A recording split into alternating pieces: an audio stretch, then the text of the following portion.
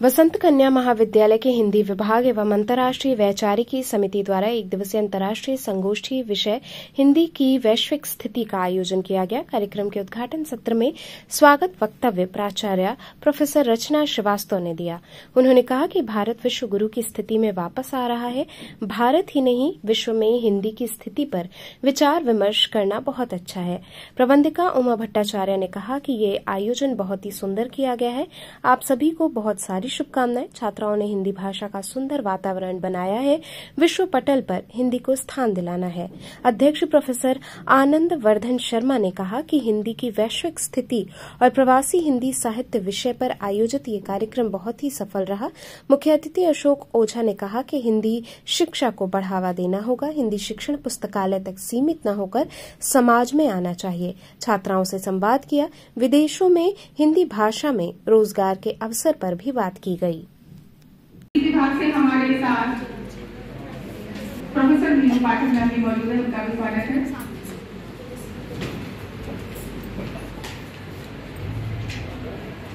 पुष्प की वैचारिकी पर विचार करके देखिए, पुष्प की गरिमा का सबको भान होना चाहिए। पुष्प की वैचारिकी पर विचार कर चहुओर उजाला करना है। बाती जलकर कहती है चहुओर उजाला करना है। तम के बंधन को काट हृदय में ज्ञान राशि को भरना है। यह दीप, यह ज्योति, यह प्रकाश हम सबके भीतर के तम को काट कर ज्ञान राशि का, ज्ञान का प्रकाश करे। इसी आशा के साथ दीप प्रज्वलन की संस्कृति और परंपरा हमारे भारतीय संस्कृति में है। संचार करें। इन्हीं भावनाओं के साथ हम अपनी श्रद्धा अर्पित कर रहे हैं डॉक्टर एलिवेसेंट को।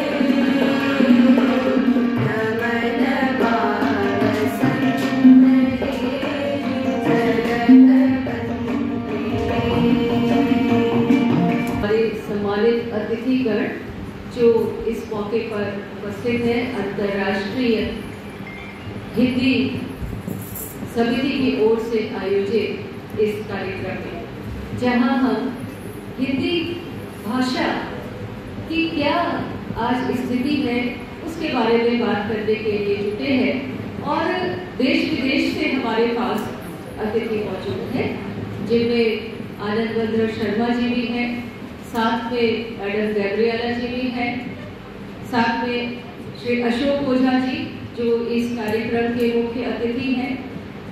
हमारे ही महाविद्यालय से पढ़ी हुई मैडम शैला अग्रवाल जी भी यहाँ पर उपस्थित हैं, और साथ उषा शर्मा जी जो वसंत परिवार की एक सदस्य के समान है, क्योंकि आपने यहाँ पढ़ाया भी है और निरंतर हम लोग मिलते रहते हैं।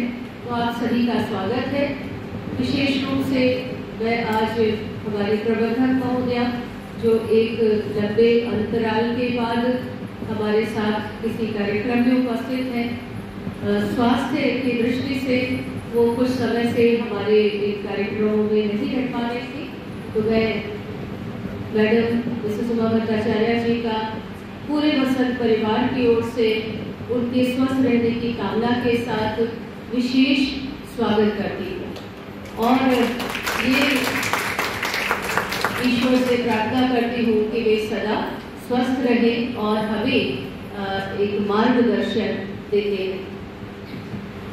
आज ये अवसर है जब हम हिंदी की वैश्विक स्थिति पर बातचीत करने के लिए इकट्ठे हुए हैं, और भारत में जिस प्रकार से हिंदी को पुनः एक मातृभाषा, राष्ट्रभाषा, राजभाषा सभी रूप में स्थापित करने के लिए भारत की बेटी हूँ, भारत से मुझे बहुत प्यार है। मैं हिंदू और हिंदुस्तान को एक ही आत्मा के, एक ही शरीर के विभिन्न रूप और अभिव्यक्ति मानती हूँ। मेरी आँख में इनमें कोई फ़र्क नहीं है। जो हिंदुस्तान से प्यार करता है वो हिंदी से प्यार करता है और वो अपनी हिंदू संस्कृति और हमारी जो सार्वभौमिक संस्कृति है, सबको प्यार करने वाली, सबको इज्जत देने वाली, उस संस्कृति को समझता है। हम उस संस्कृति से आते हैं जो विश्व गुरु बनने का सपना नहीं देखती, बल्कि जिसने वसुधैव कुटुंबकम कहा था। क्योंकि अगर आप गुरु बन के दादागिरी करेंगे, और बच्चों के लिए मैं संदेश यही देना चाहूँगी कि अपने में गर्व लें, अपनी रीढ़ की हड्डी को न तोड़ें।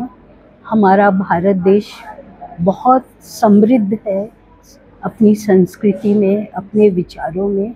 पाश्चात्य की अंधी नकल नहीं करें। मैं पिछले 56 साल से विदेश में हूँ और मैंने इंग्लिश में एमए किया था और संस्कृत मेरे पास बीए में थी।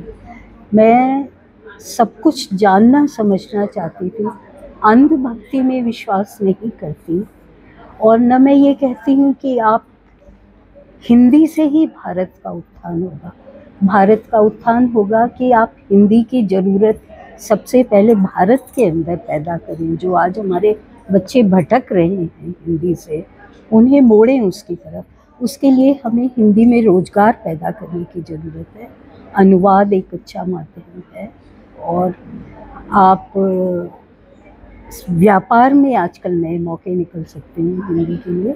तो हमें ये बातें, आप दुनिया के सारे देश अपनी तकनीकी शिक्षा, अपनी अन्य सारे काम अपनी राष्ट्रभाषा में करते हैं। अभी दिल्ली में मैंने एक फंक्शन अटेंड किया जहाँ इग्नू की एक टीचर कहती हैं कि हमारे भारत की कोई राष्ट्रभाषा नहीं है और हमें राष्ट्रभाषा की ज़रूरत भी नहीं है। पर मेरी समझ से भाषा जो होती है वो किसी संस्कृति या देश का चेहरा होती है। आप चेहरे के बिना आपकी कोई पहचान नहीं है। और भारत को भी बहुत ज़रूरत है कि उसकी एक राष्ट्रभाषा हो और उसका एक प्रॉपर चेहरा हो जिसमें उसके सारे राजकीय काम हो, जो भारत का परिचय बाहर वालों को भारत की तरह दे सके। हम कब तक अंग्रेज़ी की गुलामी करेंगे, कब तक तो हमें इस मानसिकता को हटाने की ज़रूरत है। और ये काम हर बड़े का, हर अभिभावक का, हर शिक्षक का, हर माँ बाप का। यही मेरा कहना है।